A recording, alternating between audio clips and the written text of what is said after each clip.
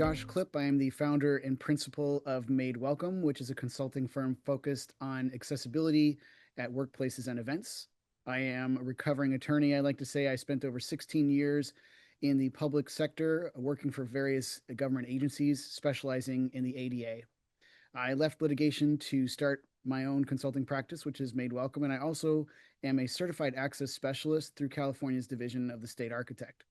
My current clients range from state and local governments covered by ADA Title II, as well as large retailers such as Starbucks, covered by the ADA's Title III. And I also teach a certification course on event accessibility. All event and outreach material should include a note about what types of effective communications will be provided. So, for example, captioning or ASL or transcripts. But it should also include a number and an email address, both, in the event somebody requires an accommodation for a disability. By putting this information out ahead of time, people with disabilities and even people who may not need accommodations have a clear expectation. And by having an email and a phone number people can call to request an accommodation, you make the process of making that request even more accessible.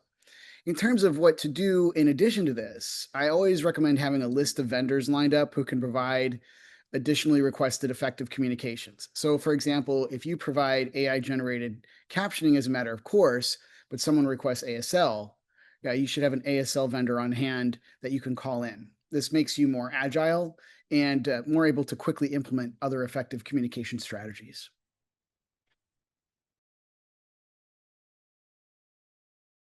Super clear, Executive Order 13166 acknowledged the basic principle that the federal government must be able to understand and communicate with all people in the United States.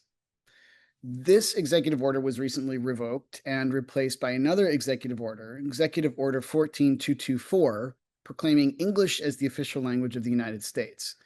Notably, neither of these executive orders can impact, rescind, or in any way modify Title VI of the Civil Rights Act of 1964, because that is a law passed by Congress, and an executive order cannot change a federal law.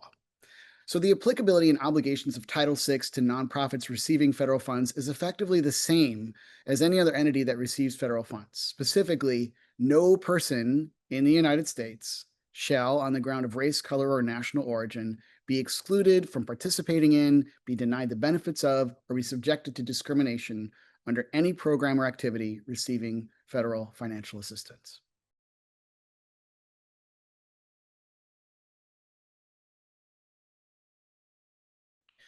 In terms of the ADA, associations would typically think of themselves as Title III places of public accommodation, meaning that they need to provide effective communications to their members and guests.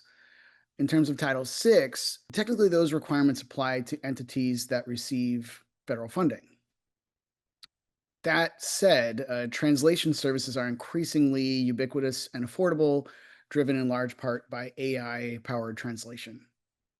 If you look up association in the Oxford Dictionary, there are two brief definitions that immediately pop up. Number one, a group of people organized for a joint purpose, and number two, a connection or cooperative link between people or organizations. So if you are an association, you exist to bring people together for a common cause. If people can't speak or with or understand one another because of language barriers, then that directly impacts your mission as an association.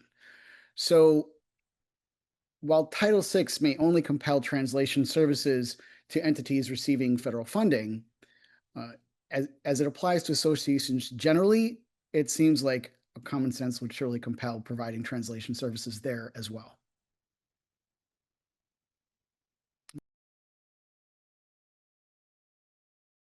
In terms of the humans that are served by and participate in associations, I would say there are no especially unique challenges because disability doesn't care if you're a professional or not. Disability is wildly intersectional, and it's the one marginalized group that anyone can join at any time. Having said that, it's possible that certain types of organizations have increased accessibility goals simply because of the type of association that they are. I've worked with an association, for example, that focuses on medical tech. And by virtue of this focus, it has a larger percentage of members who have disabilities. And so for this association, they have a huge emphasis on accessibility at their events. I mean, doesn't everyone want to feel welcome and know that their association goes out of their way to make sure that they are fully included? And that is something that providing language access can achieve. If you feel welcome, if you feel like you can fully engage, if you feel like your association is thinking of you and how you can be included in every possible way, you're more likely to come back again and again. You're more likely to participate. You're more likely to invest. That's just basic human nature.